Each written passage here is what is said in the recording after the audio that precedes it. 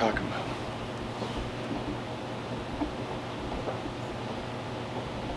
You recording? Mm-hmm. I feel like it's pointing that way. Well, you're right in it. Alright guys, welcome back to the channel, Street Fab Performance. Today we're finishing up the transmission mount. Jake is finishing up the transmission mount over here. Look at him walking by. He said he would love to explain to you what's going on. But in the meantime, he's finishing that up. As soon as he's done with that, we're gonna take this back off, take the engine out, and we're gonna cutting the oil pan because it's way too low and he'll smash it. Not good news will happen. But yeah, here's Jake to explain everything else. Hey, what's going on, Jake? How you guys doing today? I'm wrapping up this mount. If you want to come down here and take a look, let's see. There's a light. Got a light down here.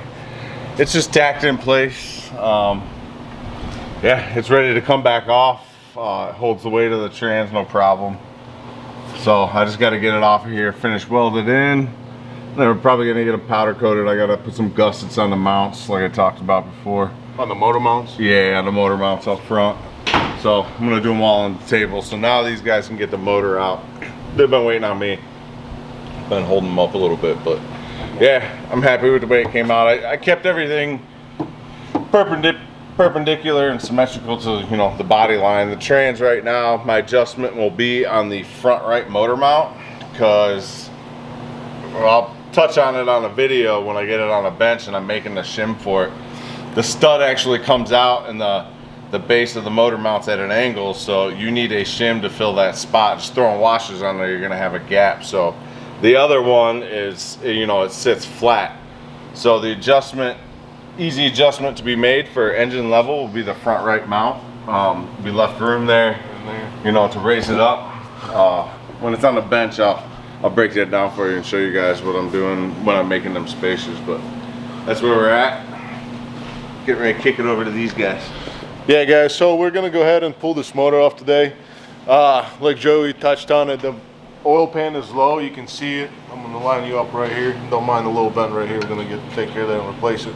But this is the bottom of the car, and the oil pan is the lowest point of it. So we're gonna end up chopping this down. So that's the reason we're pulling that engine and removing the oil pan, so we can cut it down in size and then put a new cover up, put a new plate on it. But another thing I want to touch up on is, since the motor sits so low, we had no room for the steering rack, so basically it was touching the bottom of the oil pan. So we end up making some spacers. Right now it's temporarily, but we got some stock. This is the stock we're going to use, the round stock, for the spacers themselves. So we're going to end up cutting the 1/2-inch holes right in here, and for your bolt to slide through, and I'll show you exactly where that's going to go. So here's some temporarily ones. Let me get the slide down so you can see it better. But here's the temporarily spacer, and you get a little bit, well, not a little bit, you get pretty good room right between. It's kind of hard to see with all these hoses on the side, but you can see it right here. There's room down there, about a pinky's worth all the way around. So if the motor does rock a little bit, it's probably not going to reach the steering rack, and it's going to go for both sides. So on this side, you can actually use in the 3/4. That's how big the spacer is. So it's 3/4 long, and you can actually use these bolts from this side of the car. And for this side, you have to get something longer, just because how thick this ear is right here. But so we kind of got that figured out. The steering rack is in, and we end up using the OEM and Genesis rack. And then another thing was, the problem was the starter was hitting your column, the steering rack that goes up.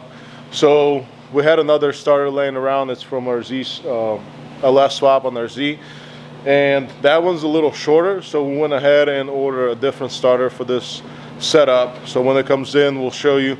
Hopefully, I don't know, it has to be about a 1/2 inch shorter, and then everything will clear. So we'll touch base on that whenever that shows up.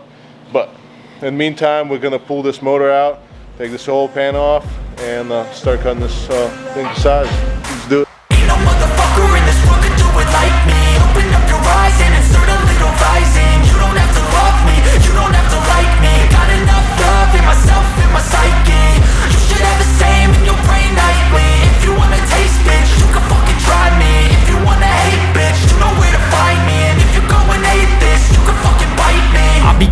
my lane fast, call it high speed. I've been working hard, yeah, I've been working nightly. If you think you'll win, ha, not fucking Alright guys, the oil likely. pan is I be off. It taking didn't take shots, that yeah, long, it was pretty cold-blooded, easy. icy. The only thing, if you do pull it, the slow pickup point right over here, it kind of clips on the back of this baffle. If you have the transmission on, you can't really slide it too far back, so you got to be careful with that, not to snap it or bend it. It's going to be a bad day when you put it back together. So anyway, we're gonna, the purpose was to remove it to cut the oil pan, so we're gonna hand that oil pan off to Jake, and me and Joey are gonna put that motor back in the original motor mount spots now, and then we'll put the support bar back on it, the one we had on earlier, the big red one that goes all the way across. So we'll be removing the motor mounts and giving Jake to finish them, and me and Joey will start plumbing all the lines and start mucking up how all that's gonna go. But so it was out, now it's going back in. Let's go. Ain't no motherfucker in this world could do it like me. Open up your eyes and insert a little rising. You don't have to love me, you don't have to like me. Got enough love in myself and my psyche. You should have the same in your brain nightly. If you wanna taste, bitch, you can fucking try me. If you wanna hate, bitch, you know where to find me. And if you're going hate this, you can fucking bite me. Okay, I'm going off every chance I get. I don't really take a loss, well, I'll admit. That's why I'll make it to the top, yeah, I commit. And no, I'm never getting lost, I get after it. Investing in my own stock, cause it's faster than any crypto hits go, let me spend. Everything that you see is something I invent. And it's only a Alright guys, percent. so I'm we got the gonna oil take pan shots in, if I well, I miss. mean out. That was the whole purpose of pulling the motor, so we can get it off and get that thing cut down at the bottom.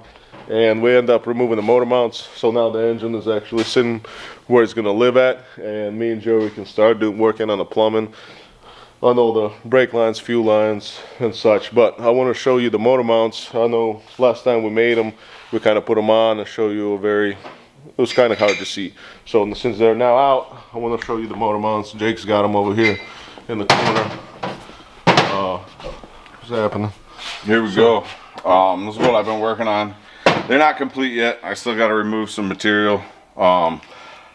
This was my, first prototype. I didn't have a chance to sit and fit, and these are going to sit by the side. They're actually for the car, so I left the plate larger just in case I had to slide the motor aft. We were trying to get it aft as much as we could, so I got to remove some of this material. It's excess.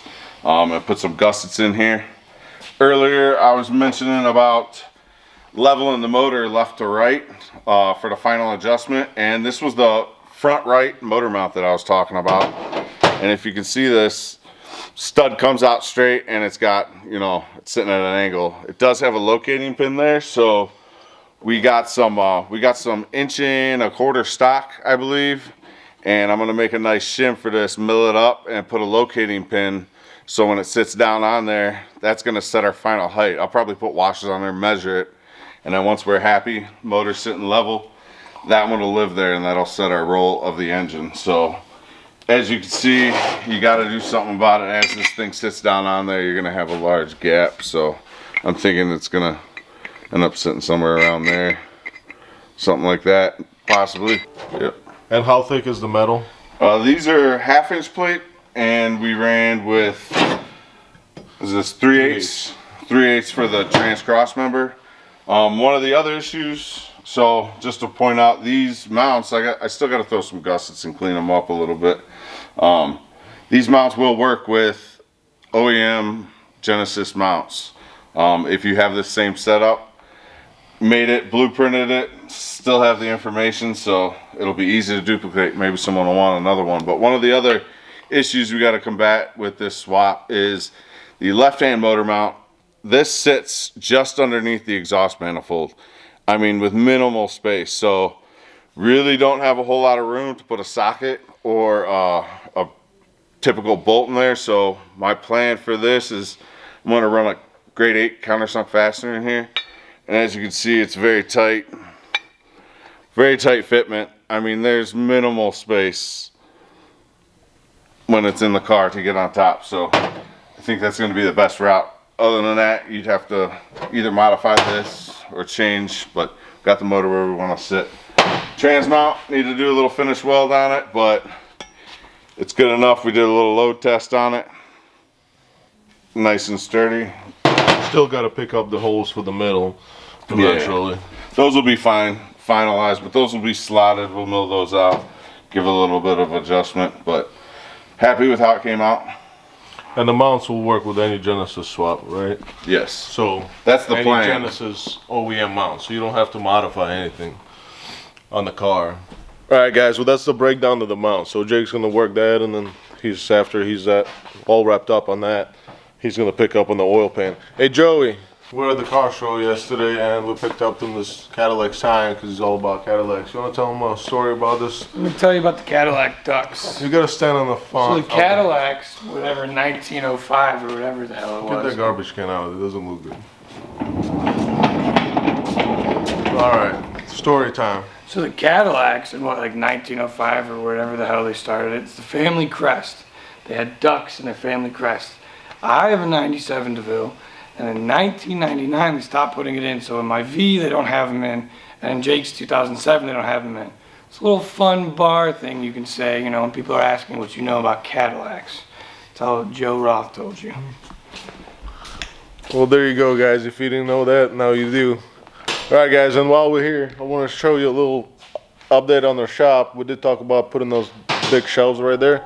So I want to show you, see how it turned out. Let me know if you guys like it. Actually opened up a lot of storage space since we don't have a lot of floor space, but our ceilings are pretty tall.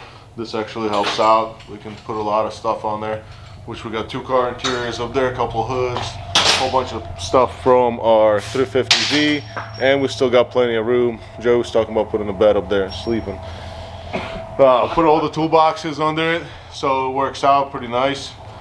This one's got a light. We got to pick up a couple more lights so we can actually have light under all the toolboxes.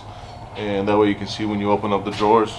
Jake's little area right here where he works came out pretty cool because we made a little space where he can put the strap right above his head, and it's easy and accessible to reach. His table's right there. The welding table, we'll give you that update here in a minute. But he's got 2 lights under it, which makes it pretty bright. And yeah, it's kind of cool working in here. But picked up these holders too. They're oh awesome. Yeah. Picked up a couple holders. They worked out pretty nice. I've seen them before a lot, and until I got them, I'm like, yeah, they're worth it. I think. I mean, it's nice. The most common ones you're using all the time, just to have right there. Most of my grinding's over here by the welding section, and even the vice grips. I need way more of those, so that needs to go all the way. But I always end up with a big old pile of vice grips and air tools, so those help out a lot. I mean, I like them. I recommend them. Alright, guys, and this welder table has been a whole project for a while now. We ordered this thing in December, and it's end of February now? Yeah. And it's still laying on another piece of table. So a couple of these pieces were sent. They were cut the opposite way, these slots. So they basically 180 out. We were missing a whole side to this thing, so they had to ship this separately.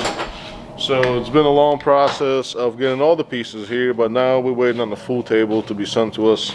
So hopefully when this one comes in, it's gonna be one full set instead of separate different tables put in one box. So that's the shop. Oh no, one more thing. We got a mill that Jake wired up, so that thing's all running. We actually used it last weekend. We gotta get a new head for it. Get our R8 chuck head, so we can just run different bits without running these and changing it every time. We need to put a different bit in. So that's all updates on the shop we got. We got some new flags. Give me a thumbs up for all those if you guys like them. Those are pretty sweet.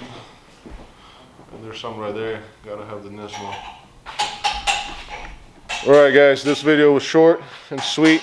Next time we're gonna start plumbing the car, finish up the mounts, and keep moving forward with this project. So stay tuned, hit that like button, subscribe, and I'll see you next time.